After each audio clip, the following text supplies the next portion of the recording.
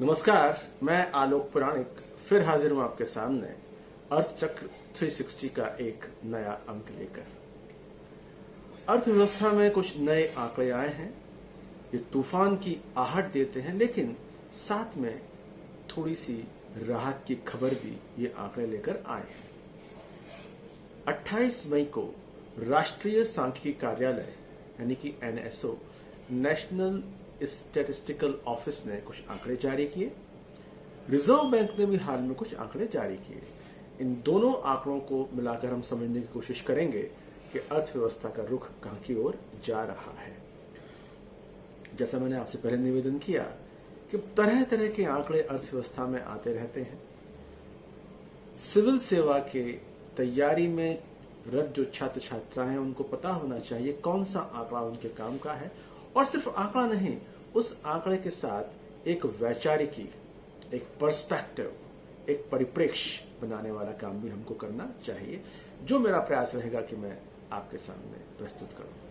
Reserve bank का आंकड़ा अच्छा आंकड़ा है। शुरुआत हम अच्छी खबर से करते हैं। 22 मई को जो हफ्ता खत्म हुआ है, उस हफ्ते में भारत के पास 490 अरब डॉलर की विदेशी मुद्रा थी। विदेशी मुद्रा कोष का ये अब तक का उच्चतम स्तर है। तो यहां हमें क्या समझना है? समझना हमको ये है कि अक्सर 2020 के इस संकटग्रस्त अवस्था को तुलना की जाती है 1991 के संकट से। तो हमको समझना चाहिए 1991 का संकट मूलतः विदेशी मुद्रा का संकट था। आप अगर याद करें तो भारत का सोना विदेश में गिरवी रखना पड़ा था, लेकिन अभी का संकट का कोई ताल्लुक विदेशी मुद्रा के संकट से नहीं है। जैसा कि रिजर्व बैंक बताता है, 490 अरब डॉलर का रिजर्व, इसका साइज कितना है आप ये समझ लें कि पूरे पाकिस्तान की जीडीपी करीब 325 अरब डॉलर की है। यानी पूरी पाकिस्तान की अर्थव्यवस्था का जितना साइज है, उससे भी करीब 150 डॉलर से भी ज्यादा भारत के पास विदेशी मुद्रा कोष है।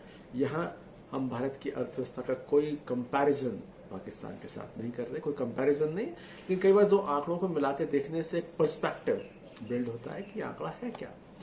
तो 490 अरब डॉलर का आंकड़ा बहुत आश्वस्तिकारक है। विदेशी मुद्रा को लेकर कोई संकट नहीं होगा, पर इसके साथ जो दूसरे आंकड़े हैं वो उतनी आश्वस्ति नहीं जगाते।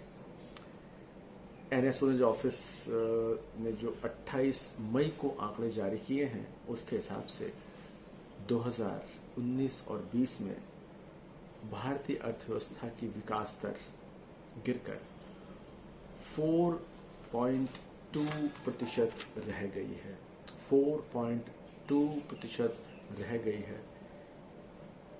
पिछले वर्ष यानी 2018-19 में ये विकास दर 6.1% थी, यानी गिरावट काफी है।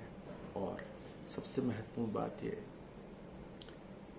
अर्थव्यवस्था का वो क्वार्टर जनवरी, फरवरी, मार्च 2020, ये 3 महीने जिन्हें हम क्वार्टर बोलते हैं, इस क्वार्टर में भारतीय अर्थव्यवस्था की विकास दर सिर्फ 3.1% रह गई है।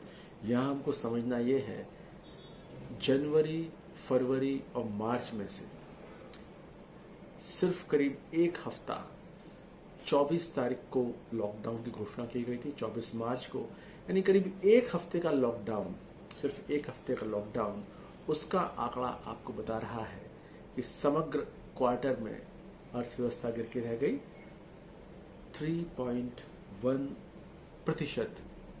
इससे आपको अंदाज लगाना चाहिए, समझने की कोशिश करनी चाहिए कि एक हफ्ते का लॉकडाउन अगर अर्थव्यवस्था का ये हाल कर सकता है, तो अप्रैल, मई, ये 2 महीने तो लगभग पूरे लॉकडाउन में गुजरे हैं। इसके असर वाले आंकड़े जब आएंगे, तब समग्र अर्थव्यवस्था की स्थिति क्या होगी, वो अभी अनुमान की बात है। लेकिन ये ट्रेलर हम देख रहे हैं तो ट्रेलर मोटे तौर पर यह है कि 18-19 में जो अर्थव्यवस्था की विकास दर 6.1% थी वो अब गिर के 4.2% हो गई है 19-20 में, और 20-21 यानी कि जो चालू साल है, करंट ईयर है, इसमें विकास होगा या सिकुड़ाव होगा तो कितना होगा, वो अभी एक आकलन का, अनुमान का विषय है। कुछ अर्थशास्त्री कह रहे हैं कि 10% तक सिकुड़ाव हो सकता है, कोई कह रहा है 5% तक सिकुड़ाव हो सकता है। मगर ऐसी सूरत में जो सकारात्मक खबरें आई हैं वो कहाँ से आई हैं? वो आई हैं कृषि क्षेत्र से।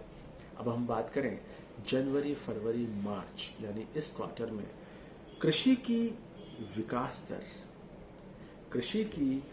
दर रही है 5.9%। 5.9% ये आंकड़ा अपने आप में बहुत महत्वपूर्ण आंकड़ा है। 5.9% का मतलब यह हुआ कि समग्र अर्थव्यवस्था जितनी गति से विकसित हो रही है उससे बहुत ज्यादा अर्थव्यवस्था की विकास दर हमको कृषि में दिखाई पड़ रही है। गौरतलब यह है कि इससे ठीक एक साल पहले यानी जनवरी मार्च 2019 में ये आंकड़ा 1.6% का था। तो पिछले साल के मुकाबले कृषि का हाल बहुत अच्छा है, और 2019-20 के बाद 2020-21 जिस साल में हम हैं, इसमें अगर उम्मीद की निगाह से हम किसी सेक्टर को देख सकते हैं, वो कृषि क्षेत्र को देख सकते हैं। जब समग्र अर्थव्यवस्था में हम इस तरह की बातें सुन रहे हैं, 6% का, 8% का, 10% का सिकुड़ाव हो सकता है, ऐसी सूरत में कृषि एक ऐसा क्षेत्र है जहां हम उम्मीद कर सकते हैं कि 3% के आसपास विकास दर हो। नीति आयोग के कृषि विशेषज्ञ रमेश चांद जी ने अपने कई सारे इंटरव्यूज में, कई सारे संवाद में ऐसा इंगित किया है कि खेती 3% के विकास दर दिखा सकती है, यानी कि खेती पॉजिटिव रूप दिखाएगी, पॉजिटिव कंट्रीब्यूशन दिखाएगी। उसकी वजह बहुत साफ है कि कोविड-19 का जो इम्पैक्ट है वो कम से कम खेती किसानी पे उस तरह से नहीं पड़ा। लॉकडाउन के बावजूद खेती किसानी गतिविधियां अपनी तरीके से चलती रही, तो खेती के मामले में हम उम्मीद कर सकते हैं। लेकिन चिंता की बहुत सारी वजह दूसरी तरफ हमको दिखाई देती है। वो चिंता की वजह क्या है? वो चिंता की वजह सबसे पहली बात ये है, मैन्युफैक्चरिंग सेक्टर, जहां कार बनती हैं, बाइक बनती हैं, जो मूलतः औद्योगिक क्षेत्र पर आधारित है। मैन्युफैक्चरिंग सेक्टर में जनवरी, फरवरी, मार्च 2020 में पिछले एक साल के मुकाबले विकास नहीं हुआ है, गिरावट दर्ज की गई है।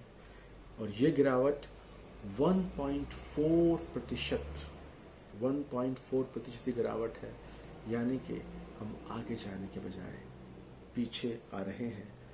वही हाल कंस्ट्रक्शन सेक्टर का है। जनवरी, फरवरी और मार्च 2020 में एक साल पहले की अवधि के मुकाबले 2.2% की गिरावट, सिकुड़ाव दर्ज किया गया है। ये बहुत चिंताजनक दो वजहों से है।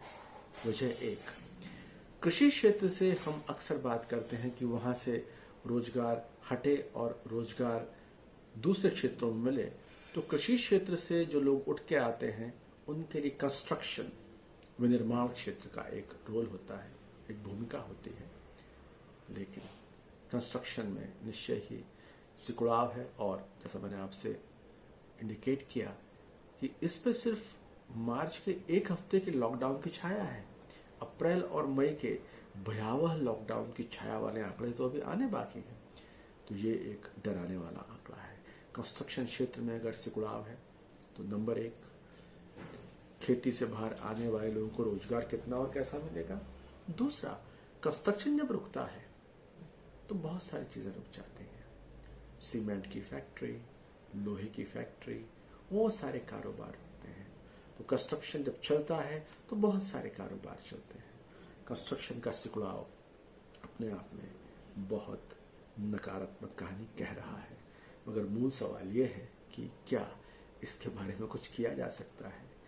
एक मानव निर्मित संकट नहीं है, इसे चीन निर्मित आपदा कहें या प्रकृति निर्मित आपदा कहें, मगर ये आपदा ऐसी है कि इसमें आपको अपने लिए इन्हीं परिस्थितियों में हल तलाशने पड़ेंगे। और ये जो आंकड़े हमारे सामने हैं ये मूलतः एक गहरे संकट की आहट देते हैं। दो छोटी छोटी चमकती रोशनियों के साथ, वो एक रोशनी हमको कृषि से मिल रही है और दूसरी रोशनी रिजर्व बैंक के आंकड़ों से, विदेशी मुद्रा कोष के आंकड़ों से मिल रही है। अब इन दो छोटी छोटी चमक के सहारे पूरी अर्थव्यवस्था पर छाए अंधेरे को किस तरह से मुकाबला किया जा सकता है, यह अभी देखना बाकी है। लेकिन ये आंकड़े आने वाले महीनों के बारे में हमें एक संकेत देते हैं कि एक बहुत भारी तूफान की तैयारी हम सबको करनी चाहिए। नमस्कार, धन्यवाद। फिर मिलते हैं आपके साथ एक नए वीडियो के साथ। मेरा आप सबसे निवेदन है अपनी प्रतिक्रिया दें। मेरा आप सबसे निवेदन है अपने कमेंट्स छोड़ें। मेरा आप सबसे निवेदन है कि आप प्लीज़ इस चैनल को सब्सक्राइब कीजिए और बेल आइकन को दबाइए, ताकि जब भी हम कोई नया वीडियो डालेंगे तो वो आपके पास उसकी सूचना पहुंच जाएगी।